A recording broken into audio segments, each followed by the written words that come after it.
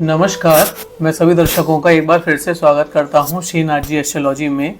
तो मित्रों, नवरात्रि की आप सबको हार्दिक बधाइयाँ। नवरात्रि की जो सीरीज़ है श्रीनाथ जी एस्ट्रोलॉजी पर, उसके काफ़ी वीडियोस हम लेकर आ चुके हैं और ये वीडियो के अंदर हम लोग बात करेंगे कि देवी माँ के जितने भी 9 स्वरूप होते हैं उन स्वरूपों के बारे में आज हम लोग यहाँ पर जानेंगे कि वो स्वरूप जो होते हैं देवी माँ का किस तरह के रूप होते हैं। तो उन जो देवी माँ के 9 स्वरूप हैं उनके ऊपर इस वीडियो के अंदर हम लोग बात करेंगे। तो चलिए वीडियो को स्टार्ट करते हैं। और अगर आप चैनल पर पहली बार आए हैं तो वीडियो को लाइक कर दीजिएगा, चैनल को सब्सक्राइब कर दीजिएगा, क्योंकि ऐसे इन्फॉर्मेटिव कंटेंट हम आपके लिए और लेकर आते रहते हैं। तो चलिए वीडियो को स्टार्ट करते हैं। और देखिए, जो नवरात्रि का पहला दिन होता है वो देवी माँ के शैलपुत्री स्वरूप की पूजा उस दिन हम लोग करते हैं। तो जो देवी माँ का सबसे पहला दिन होता है वो शैलपुत्री माँ को समर्पित होता है। तो जो देवी माँ का पहला दिन होता है, अब माँ दुर्गा का जो पहला स्वरूप है वो शैलपुत्री का है। पर्वतराज हिमालय के यहाँ पुत्री के रूप में उत्पन्न होकर इन्हें शैलपुत्री कहा गया था। यानी कि जो माँ थी वो शैलपुत्री, उन्हें वो पर्वतराज हिमालय के यहाँ पर पैदा हुई थी, इसीलिए उनको शैलपुत्री कहा गया था।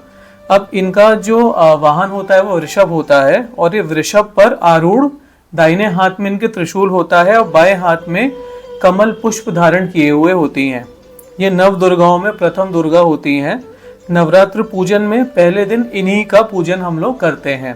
प्रथम दिन की पूजा में योगी जन अपने मन को मूलाधार चक्र में स्थित करते हैं, यहीं से उनकी योग साधना शुरू होती है। तो देखिए ये कितने सुंदर तरीके से यहाँ पर देवी का जो पहला स्वरूप है शैलपुत्री, उसके बारे में बताया गया है कि उनके हाथ में त्रिशूल भी है, बाएं हाथ में कमल पुष्प है और ये वृषभ, इनका जो वाहन है वो वृषभ होता है। तो ये देवी माँ के पहले स्वरूप की हमने बात करी। अभी आगे बढ़ते हैं। देखिए, जो देवी माँ का दूसरा स्वरूप होता है वो होता है उनका ब्रह्मचारिणी स्वरूप। यानी कि जो दूसरा दिन होता है वो ब्रह्मचारिणी माँ को समर्पित होता है। और माँ दुर्गा की जो 9 शक्तियाँ होती हैं उसमें जो ब्रह्मचारिणी है वो दूसरा स्वरूप माना जाता है। यहाँ देखिए, जो ब्रह्म शब्द होता है उसका अर्थ होता है तपस्या, और ब्रह्मचारिणी का जो अर्थ हुआ वो हुआ तप की चारिणी। अच्छा, तप का आचरण करने वाली, कि जो माँ तप का आचरण करती है उन्हें ब्रह्मचारिणी कहा जाता है। ब्रह्मचारिणी देवी का जो स्वरूप है वो पूर्णतः ज्योतिमय है और अत्यंत ही भव्य स्वरूप माना जाता है। इनके बाएं हाथ में कमंडल होता है और दाएं हाथ में जप की माला रहती है। माँ दुर्गा का जो दूसरा स्वरूप है भक्तों को काफी ज्यादा फल प्रदान करता है इसकी उपासना करने से। यानी कि अगर हम माँ ब्रह्मचारिणी की पूजा करते हैं तो उससे तप, त्याग, वैराग्य, सदाचार और संयम की प्राप्ति होती है। दुर्गा पूजा के दूसरे दिन इन्हीं की उपासना हम लोग करते हैं और इस दिन जो साधक है उसका जो मन होता है वो स्वादिष्ठान चक्र पर स्थित होता है। तो ये देखिए, यहाँ पर माँ ब्रह्मचारिणी के बारे में कितना सुंदर तरीके से व्याख्या की गई है। बाएं हाथ में कमंडल है, दाएं हाथ में उनके जप की माला है और ये काफी ज्यादा ज्योतिमय और बहुत ही भव्य स्वरूप देवी माँ का माना जाता है। तो ये उनका जो दूसरा ब्रह्मचारिणी स्वरूप है उसकी यहाँ पर व्याख्या की गई है। अभी देखिए आगे बढ़ते हैं। देवी माँ का जो तीसरा स्वरूप है वो चंद्रघंटा स्वरूप होता है। तो देखिए, जो चंद्रघंटा स्वरूप होता है नवरात्र उपासना में तीसरे दिन इन्हीं का पूजा आराधना की जाती है। इनका जो स्वरूप होता है बहुत ही शांतिमय और कल्याणकारी होता है। इनके मस्तक में घंटे के आकार का अर्ध चंद्रमा होता है, इसीलिए इन्हें चंद्रघंटा कहा जाता है। इसी कारण से जो इनका शरीर है उसका रंग भी काफी ज्यादा चमकीला हो जाता है। और जो देवी चंद्रघंटा होती हैं ये सिंह पर सवार होकर आती हैं, यानी कि इनका जो वाहन होता है वो सिंह होता है। और इनके जो माथे के ऊपर चंद्रघंटा के ऊपर जो चंद्र के आकार का जो छोटा सा चंद्र होता है, इसीलिए उनको हम चंद्रघंटा भी कहते हैं। और ये जो होता है देखिए, हमारे मन, हमारा वचन, हमारे कर्म और शरीर को काफी ज्यादा शुद्ध करता है अगर हम चंद्रघंटा की पूजा करते हैं। और माँ की उपासना करने से हम हर तरह के जो संसारिक कष्ट हैं उनसे छूट जाते हैं और काफी ज्यादा सुख की प्राप्ति करते हैं। तो ये देखिए, माँ चंद्रघंटा के स्वरूप की हमने यहाँ पर जो तीसरा स्वरूप है उसकी बात करी है। आगे बढ़ते हैं और देवी माँ का जो चौथा स्वरूप है यानी कि कूष्मांडा, तो उसकी बात करते हैं। तो देखिए, देवी माँ का जो चौथा स्वरूप है उसे हम कूष्मांडा कहते हैं।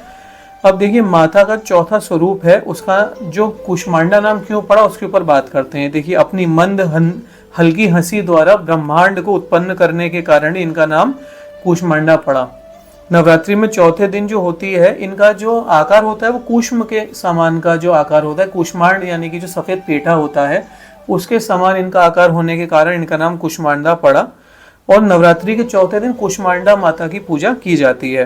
इस दिन जो साधक होता है वो अपना मन अनाहत चक्र पे स्थित करता है और पवित्र रूप से माँ की पूजा आराधना वो करता है। माँ की उपासना मनुष्य को स्वाभाविक रूप से भव सागर से पार उतारती है। और देखिए जो माँ कुष्मांडा की पूजा होती है, माँ कुष्मांडा की पूजा करने से जो भक्त होता है वो सुख समृद्धि और उन्नति को प्राप्त होता है।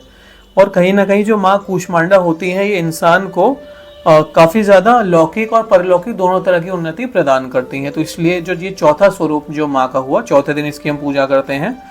अभी जो माँ का आगे बढ़ते हैं, जो पांचवा स्वरूप है वो स्कंद माता स्वरूप माना जाता है, यानी कि दुर्गा माँ का जो पांचवा स्वरूप है वो स्कंद माता स्वरूप होता है। तो देखिए ये भगवान स्कंद जो होते हैं, यानी कि जो कुमार कार्तिकेय होती हैं, उनकी माता इनको माना जाता है, यानी कि जो स्कंद माता यानी कुमार कार्तिकेय की जो माता होती है, इसीलिए इनका नाम स्कंद माता पड़ता है। और इन भगवान स्कंद अर्थात कार्तिकेय की माता होने के कारण माँ दुर्गा के पांचवें स्वरूप को स्कंद माता के नाम से जाना जाता है। इनकी जो उपासना होती है वो हम नवरात्रि के 5वें दिन करते हैं। और इस दिन जो साधक का मन होता है वो विशुद्धि चक्र में स्थित रहता है और इनका जो वर्ण है बहुत ही ज़्यादा शुभ होता है। अब देखिए जो माँ स्कंद माता होती है उनका जो वाहन होता है वो भी सिंह होता है और उनका जो आसन होता है वो कमल का आसन होता है। अब कमल का आसन होने के कारण इन्हें पद्मासना देवी भी कहा जाता है। इनका वाहन भी सिंह होता है। अभी देखिए शास्त्रों में जो स्कंद माता होती है उनकी पूजा का विशेष महत्व बताया गया है, क्योंकि स्कंद माता की अगर हम पूजा करते हैं तो इंसान की जो भी वृत्तियां होती हैं तो मनुष्य अपनी वृत्तियों से छूट जाता है और वृत्तियों से अपार पा जाता है अगर वो स्कंद माता की पूजा करता है। तो ये 5वें स्वरूप की बात करी है। आगे बात करते हैं जो देवी माँ का छठा स्वरूप होता है, यानी कि जो कात्यायनी स्वरूप है, छठा स्वरूप, उसकी बात करते हैं। तो माँ के छठे स्वरूप को कात्यायनी कहा जाता है। कात्यायनी महर्षि कात्यायन की देखिए अब क्या हुआ था कि जब माता ने कात्यायन ऋषि की तपस्या करी थी तो उनकी कठिन तपस्या से प्रसन्न होने के बाद में जो देवी माँ थी उनके यहाँ पुत्री के स्वरूप में पैदा हुई थी। यानी कि अब जो थे कात्यायनी महर्षि जो थे उन्होंने बहुत ही ज़्यादा तपस्या करी थी जिससे देवी माँ का जन्म हुआ था। उनके घर में पुत्री स्वरूप के रूप में देवी माँ ने जन्म लिया था, इसीलिए इनका नाम कात्यायनी कहा जाता है। महर्षि कात्यायन ने जो सर्वप्रथम इनकी पूजा की थी इसीलिए ये कात्यायनी के नाम से भी प्रसन्न हुई थी। माँ कात्यायनी जो है ये बहुत ही ज़्यादा अमोघ फलदायिनी ने माना जाता है। दुर्गा पूजा के छठे दिन हम इन्हीं की पूजा करते हैं। अब देखिए इस दिन जो साधक का मन होता है वो आज्ञा चक्र में स्थित होता है। योग साधना में इस आज्ञा चक्र का बहुत ही महत्वपूर्ण स्थान माना जाता है। इस चक्र में जो साधक पूजा करता है, तपस्या करता है, तो माँ कात्यायनी उसकी सारी मनोकामनाओं को पूरा करती है। खास तौर से अगर किसी को धन संबंधित कोई परेशानी है, विवाह नहीं हो रहा है, विवाह से संबंधित परेशानी है, तो वो भी माँ दूर करती हैं। भक्तों को सहज भाव से माँ कात्यायनी के दर्शन प्राप्त हो जाते हैं। और जो जातक होता है वो मनुष्य लोक में रह के भी उसके चेहरे पे इतना ज़्यादा तेज आ जाता है कि वो देवता लोक से आया हुआ प्रतीत होता है अगर वो माँ कात्यायनी की पूजा करता है। तो ये देवी माँ का छठे स्वरूप की बात करी है। आगे बात करते हैं जो देवी माँ का 7वां स्वरूप है, यानी कि जो कालरात्रि स्वरूप है, उसके बारे में बात करते हैं। तो देवी माँ का जो कालरात्रि स्वरूप होता है ये स्वरूप देखने में थोड़ा भयानक होता है और लेकिन ये काफ़ी ज़्यादा शुभ फल देने वाला भी होता है, इसलिए इसे शुभकरी भी कहा जाता है। अब देखिए जो नवरात्रि होती है तो नवरात्रि में 7वें दिन कालरात्रि माँ की पूजा की जाती है और इस दिन जो साधक होता है उसका मन सहस्त्रार चक्र के ऊपर स्थित होता है।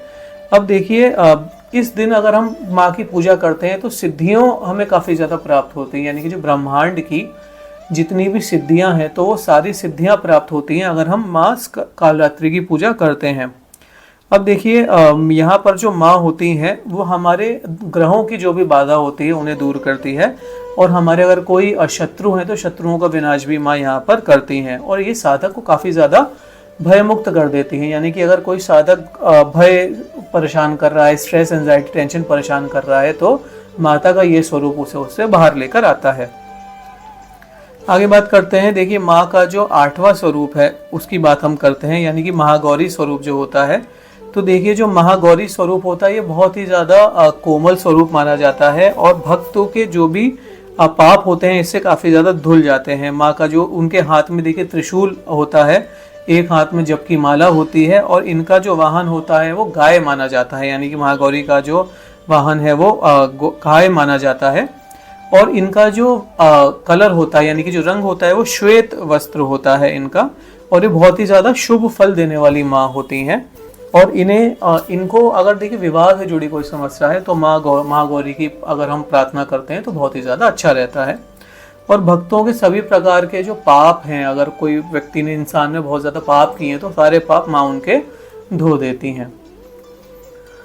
अभी आखिरी स्वरूप की बात करते हैं। देखिए जो माँ का आखिरी स्वरूप है वो सिद्धिदात्री स्वरूप होता है। तो माँ सिद्धिदात्री का जो स्वरूप होता है इसकी सारे देवता पूजा करते हैं, जितने भी गण हैं वो पूजा करते हैं, और जैसा नाम से प्रकट होता है ये सब प्रकार की सिद्धियां आपको प्रदान करती हैं। यानी कि अगर आपकी कोई विशेष मनोकामना है जो पूरी नहीं हो पा रही है तो माँ सिद्धिदात्री की अगर आप पूजा करते हैं तो वो ज़रूर ही पूजी होती हैं। अब देखिए जो नौवा ये देखिए माँ का स्वरूप है, यानी नव दुर्गाओं में माँ सिद्धिदात्री जो होती हैं वो अंतिम मानी जाती हैं। तो इनकी उपासना के बाद देखिए भक्त की सारी मनोकामना पूर्ण होती हैं।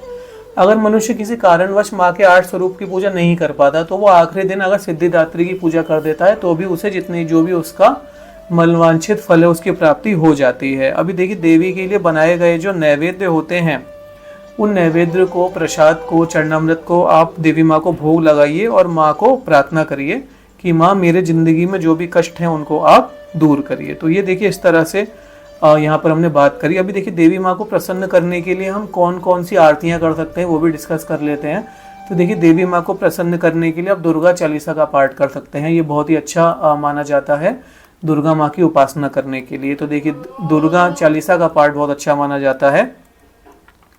इसी के साथ अगर हम यहाँ पर बात करें कि विंध्येश्वरी चालीसा का पाठ करते हैं तो ये भी काफ़ी अच्छा माना जाता है। विंध्येश्वरी माँ की पूजा करते हैं तो ये भी काफ़ी अच्छा माना जाता है।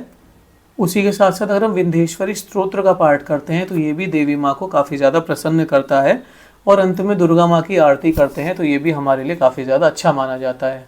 तो उम्मीद करता हूँ कि आपको आज का वीडियो अच्छा लगा होगा। वीडियो अच्छा लगा हो तो इसे लाइक कर दीजिएगा, चैनल को सब्सक्राइब कर दीजिएगा। ऐसे इन्फॉर्मेटिव कंटेंट नवरात्रि से रिलेटेड और हम आपके लिए लेकर आते रहते हैं। Thank you so much for watching. नमस्कार।